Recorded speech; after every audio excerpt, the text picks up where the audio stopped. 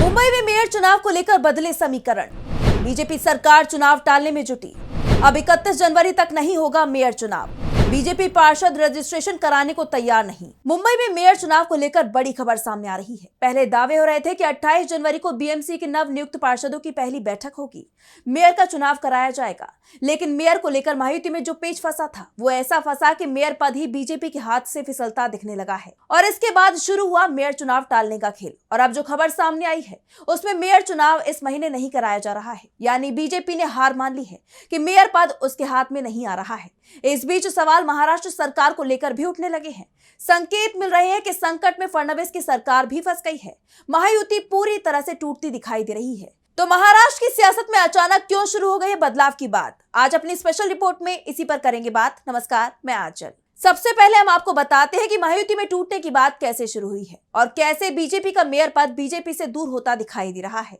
क्योंकि अजीत पवार को लेकर तो पहले से ही कहा जा रहा है कि वो घर वापसी की तैयारी में है, यानी कभी भी एनडीए से अलग हो सकते हैं। और अब शिवसेना यूबीटी विधायक भास्कर जाधव की तरफ से कहा गया है कि बीएमसी में मेयर पद को लेकर एकनाथ शिंदे को उद्धव ठाकरे का समर्थन करना चाहिए, जिससे शिव सैनिक मुंबई में मेयर बन सके। उन्होंने कहा कि मेरे मन में इस बात को लेकर बहुत दुख है। ये साल बाला साहेब ठाकरे के जन्म शताब्दी का साल है और ऐसे में मुंबई का मेयर शिवसेना का ना हो, ये दुख की बात है। और जो बाला साहेब के विचारों को लेकर आगे जाना चाहते हैं उनसे मेरी विनती है कि मेयर पद के लिए उद्धव ठाकरे को समर्थन दे। मैं एकनाथ शिंदे से सवाल कर रहा हूं, क्या आप सचमुच उनके विचारों को मानते हैं? क्या बाला साहेब पर आपका विश्वास था? अगर उन्हें सचमुच में आदर और श्रद्धांजलि अर्पित करना चाहते हैं तो उद्धव ठाकरे को सपोर्ट करें। ये बाला साहेब की जन्म शताब्दी का साल है, इसलिए शिवसेना का भगवा झंडा मुंबई पर फहराया जाना चाहिए। जाधव ने कहा कि शिंदे को यह हिम्मत दिखानी चाहिए कि उद्धव ठाकरे जिसे उम्मीदवार बनाएंगे वो उसकी मदद करे। ये पहली बार है जब उद्धव ठाकरे की पार्टी की तरफ से इस तरह का बयान सामने आया है। वैसे उद्धव की पार्टी के सांसद संजय राउत का कहना है कि हमारे दिन अभी इतने बुरे भी नहीं आए हैं कि हमें शिंदे की मदद की जरूरत पड़े। लेकिन एक बात तो साफ है, मुंबई में शिवसेना का मेयर तभी बन सकता है जब शिंदे और उद्धव दोनों साथ आए। वैसे राउत ने इस बात की संभावना से इनकार नहीं किया है कि हमारा मेयर नहीं बन सकता, और यही कारण है कि बीजेपी के अंदर डर अभी से दिखाई देने लगा है। मुंबई में मेयर पद को लेकर पहले से ही माना जा रहा था कि 30 जनवरी तक फैसला हो जाएगा, लेकिन पहला पेच तो शिंदे और बीजेपी के बीच में ही फंसा हुआ था, जो अभी तक सुलझ नहीं पाया है। जो बात भास्कर जाधव ने कही वही बात शिंदे बीजेपी को समझा रहे हैं।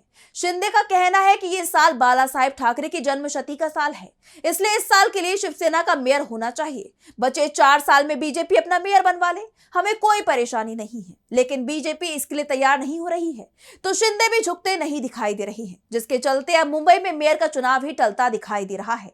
चुनाव टालने के लिए बीजेपी ने जो पैंतरा अपनाया है उसकी भी चर्चा हो रही है। दरअसल जब बीएमसी चुनाव के नतीजे सामने आए तो एकनाथ शिंदे ने अपने पार्षदों को ताज होटल में बंद कर लिया था। बाद में जब पार्षदों ने इसे लेकर विरोध शुरू किया तो उन्हें छोड़ दिया गया, लेकिन पार्षदों से जीत का सर्टिफिकेट ले लिया गया। यहां तक कि आधार कार्ड भी ले लिया गया था, जिससे पार्षद दल बदल ना कर पाए, और अगर दल बदल कर भी ले तो मेयर चुनाव में उन्हें वोट नहीं डालने दिया जाए। शिंदे पहले पार्षदों की रजिस्ट्रेशन कराने की जल्दबाजी दिखा रहे थे, लेकिन अब सब कुछ ठंडे बस्ते में डाल दिया गया है। दरअसल बीएमसी में मेयर चुनाव से पहले पार्षदों को ग्रुप बनाने पड़ते हैं।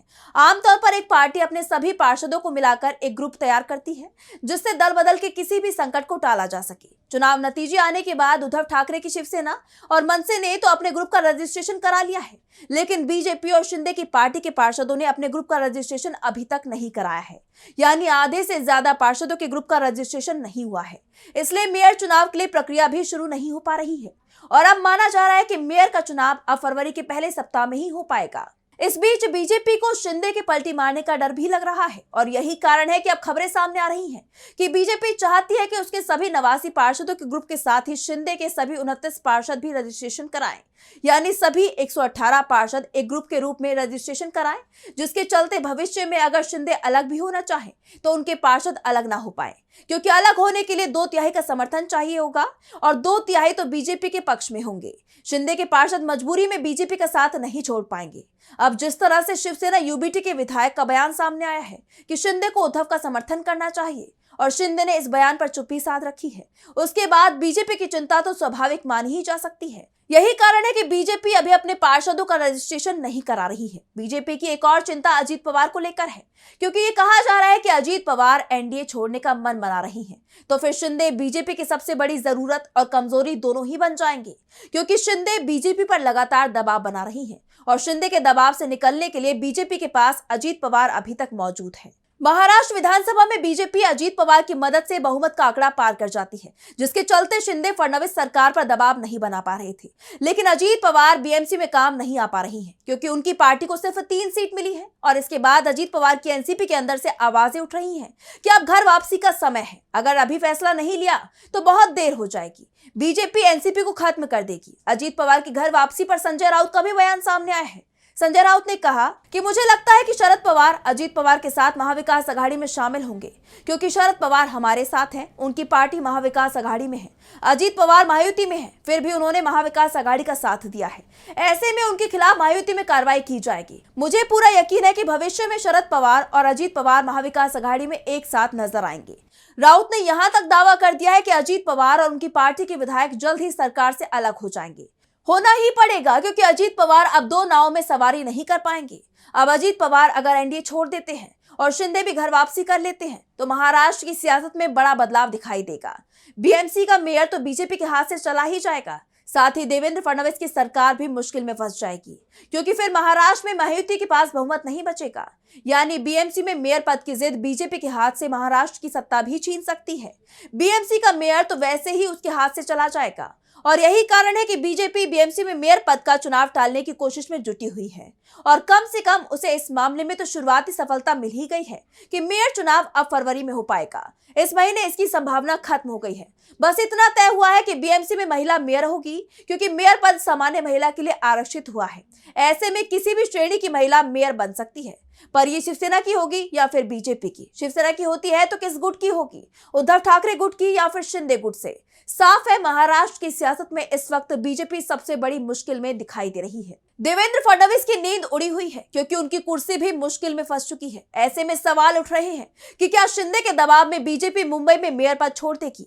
अगर ऐसा होता है तो इसे बीजेपी की बड़ी हार माना जाएगा, तो शिंदे के लिए भी मुश्किल है। अगर शिवसैनिक मुंबई का मेयर नहीं बना तो फिर वो पार्टी कार्यकर्ता और मुंबई की जनता को जवाब नहीं दे पाएंगे, जिनसे उन्होंने वादा किया है कि बाला साहेब ठाकरे की जन्मशती पर शिवसैनिक ही मुंबई का मेयर बनेगा। तो फिलहाल इस स्पेशल रिपोर्ट में बस इतना ही। वीडियो पसंद आए तो लाइक करें, साथ ही हमारे चैनल को सब्सक्राइब करें। नमस्कार। हमारे चैनल से जुड़े रहने के लिए YouTube पर टाइप करें DB लाइव, सब्सक्राइब बटन को क्लिक करें और बेल आइकन को दबाना न भूलें, ताकि खबरें आप तक पहुंचती रहें। देखते रहिए DB लाइव, क्योंकि यहाँ हैं खबरें लगातार।